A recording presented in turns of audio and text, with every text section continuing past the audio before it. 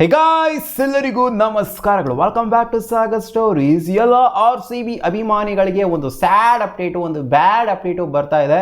ಏನಾಗಿದೆ ಫಿಲ್ಸಾಟ್ಗೆ ಅಂತ ಎಲ್ಲರೂ ಸಿಕ್ಕಾಪಟ್ಟೆ ಜನ ತಲೆಗೆ ಹಾಕೊಂಡ್ಬಿಟ್ಟಿರ್ತೀರಾ. ಯಾಕಂದರೆ ಕ್ಲಾರಿಟಿ RCB ಕೊಟ್ಟೇ ಇಲ್ಲ.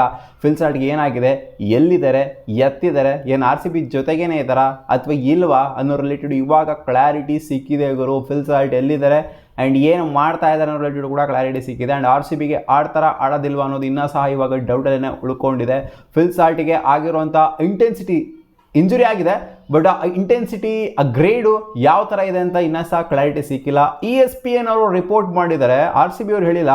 RCB ಅವರು ಇನ್ನೂ ಸಹ ಬಂದ್ಬಿಟ್ಟು ಓಪನ್ ಸ್ಟೇಟ್ಮೆಂಟ್ ಫ್ಯಾನ್ಸ್ಗೆ ಕೊಟ್ಟಿಲ್ಲ. ಇದು RCBಯ ಕರ್ತವ್ಯ ಆಗುತ್ತೆ ಬಂದ್ಬಿಟ್ಟು ಹೇಳೋದು ಏನಾಗಿದೆ ಫಿಲ್ಸಾಟ್ಗೆ, ಏನು ಕಾಡ್ತಾ ಇಲ್ಲ ಫಿಲ್ಸಾಟ್ ಅನ್ನುವಂಥದ್ದು.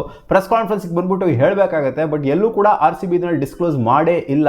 ಸೊ ಇದು RCBಯ ತಪ್ಪು ನನ್ನ ಪ್ರಕಾರ. ಫ್ಯಾನ್ಸ್ಗಳೆಲ್ಲ ವೆಯ್ಟ್ ಮಾಡ್ತಿದ್ರು ಗುರು. ಫ್ಯಾನ್ಸ್ಗಳೆಲ್ಲ ಏನು ಅನ್ಕೋಬೇಕು, ಫಿಲ್ಸಾಟ್ 3 ಮ್ಯಾಚ್ ಆಡೋಕ್ಕಾಗಿಲ್ಲ, ಕಂಟಿನ್ಯೂಸ್ ಆಗಿ ಅವನ ಥ್ರೋಟ್ ಆಡೋಕ್ಕಾಗಿಲ್ಲ, ಸಖತ್ತಾಗಿ ಆಡಿರುವಂಥ ಪ್ಲೇಯರು, ಆಲ್ಮೋಸ್ಟ್ 300+ ರನ್ನ ಹೊಡೆದಿರುವಂಥ ಪ್ಲೇಯರು ಮಿಸ್ ಮಾಡ್ಕೊತಾರೆ 3 ಮ್ಯಾಚ್ ಕನ್ಸಿಕ್ಯೂಟಿವ್ ಆಗಿ ಅಂತಂದರೆ.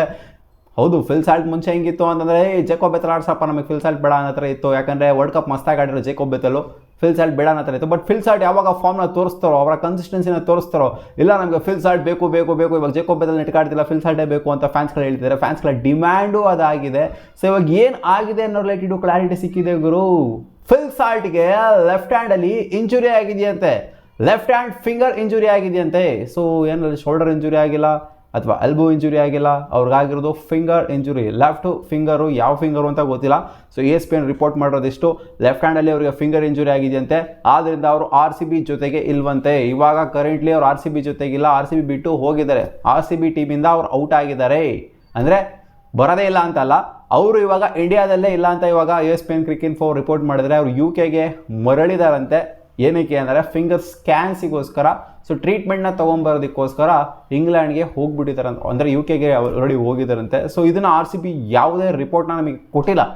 RCB ಹೇಳಿಲ್ಲ ಫಿಲ್ಸಾಟ್ ಎಲ್ಲಿದೆ, ನಾವು ಹುಡುಕಾಡ್ತಾ ಇದ್ವಿ ಫಿಲ್ಸಾಟಲ್ಲಿ ಟೀಮ್ ಬಸ್ ಹೇಳಿದಾಗ ಎಲ್ಲಿ ಫಿಲ್ಸಾಟ್. ಇವಾಗ ರೀಸೆಂಟಾಗಿ ಮಾಲ್ಡೀವ್ಸ್ಗೆಲ್ಲ ಹೋದ್ರಲ್ಲಪ್ಪ, ಓವರ್ಸೀಸ್ ಪ್ಲೇಯರ್ಗಳನ್ನೆಲ್ಲ ಮಾಲ್ಡೀವ್ಸ್ಗೆ ಟೂರ್ ಕಳಿಸಿತ್ತು ನಮ್ಮ RCB.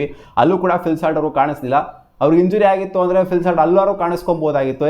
ಸ್ವಲ್ಪ ಹೋಗಿ ಚಿಲ್ ಮಾಡ್ಕೋಬಾಗೋರು ಇಂಜುರಿ ಆಗಿದ್ರೇನೋ ಅಂತ. ಸೊ ಇಂಟೆನ್ಸಿಟಿ ಸ್ವಲ್ಪ ಗ್ರೇಡ್ ಸ್ವಲ್ಪ ಜಾಸ್ತಿನೇ ಆಗಿರೋ ಥರ ಕಾಣಿಸ್ತಿದೆ. ಅದಕ್ಕೋಸ್ಕರ RCB ರಿಪೋರ್ಟ್ ಮಾಡ್ತಾ ಇಲ್ವಾ. ಇನ್ನು ರೂಲ್ಡ್ ಔಟ್ ಅಂತ ಅನೌನ್ಸ್ ಮಾಡಿಲ್ಲ. ರೂಲ್ಡ್ ಔಟ್ ಆಗುವಂಥ ಚಾನ್ಸಸ್ ಕೂಡ ಇದೆ ಅಂತ ಹೇಳ್ಬೋದು. ಯಾಕಂದರೆ ಫಿಂಗರ್ ಇಂಜುರಿ ಆ ಒಂದು ಇಂಟೆನ್ಸಿಟಿ, ಫಿಂಗರ್ಸ್ ಸಿಕ್ಕಾಪಟ್ಟೆ ಕ್ರೂಷಿಯಲ್ ಗುರು. ಬ್ಯಾಟ್ ಇಟ್ಕೊಳ್ಳೋಕ್ಕೂ ಫಿಂಗರ್ಸ್ ಬೇಕು, ಫೀಲ್ಡಿಂಗ್ ಮಾಡೋಕ್ಕೂ ಫಿಂಗರ್ಸ್ ಬೇಕು, ಎಲ್ಲದಕ್ಕೂ ಫಿಂಗರ್ಸ್ ಬೇಕೇ ಬೇಕು. ಫಿಂಗರ್ ಇಂಜುರಿ ಆಯಿತು ಅಂತಂದರೆ ಆಡೋದು ಸಿಕ್ಕಾಪಟ್ಟೆ ಕಷ್ಟ. ಅದು ಇಂಟೆನ್ಸಿಟಿ ಜಾಸ್ತಿ ಆಗಿತ್ತು ಅಂದರೆ ಇನ್ನೂ ಕಷ್ಟ.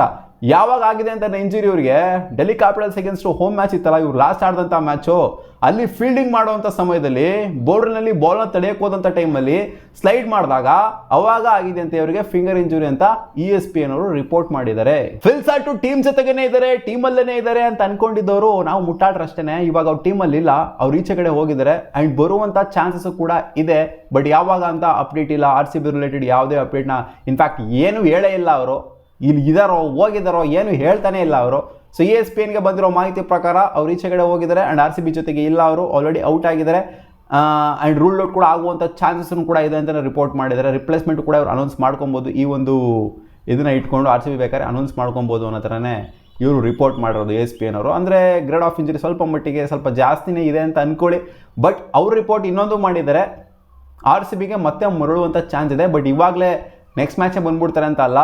ಫಿಲ್ಸಾಟ್ ನೆಕ್ಸ್ಟ್ ಮ್ಯಾಚ್ ಬರುವಂಥ ಚಾನ್ಸ್ ಇಲ್ಲ. ಇನ್ನೂ ಸ್ವಲ್ಪ ಮ್ಯಾಚ್ ಆದ ನಂತರ, ಅಂದರೆ 15 ದಿನ ಆದ ನಂತರ, ಈ ತಿಂಗಳಲ್ಲಿ ಆಲ್ಮೋಸ್ಟ್ 15ನೇ ತಾರೀಕು ಆದ ನಂತರನೇ ಅವರು ರಿಟರ್ನ್ ಆಗೋದು. ಸೊ ಅಲ್ಲಿವರೆಗೂ ಕೂಡ ಫಿಲ್ಸಾಟ್ನ ನೀವು ನೋಡೋದಕ್ಕಾಗೋದಿಲ್ಲ. ಅಂದರೆ almost end of the month ಅವರು ವಾಪಸ್ ಬರುವಂಥ, ಅಂದರೆ ಎಂಡ್ ಆಫ್ ದ ಮಂತ್ ಅಂದರೆ ಅರ್ಥ ಮಾಡ್ಕೊಳ್ಳಿ, RCB ಪ್ಲೇ ಆಫ್ಸ್ಗೆ ಕ್ವಾಲಿಫೈ ಆಯಿತು ಅಂದರೆ ಇನ್ನೇನು ಆಗುತ್ತೆ ಅಂತ ಅಂದ್ಕೊಂಡಿದ್ವಿ.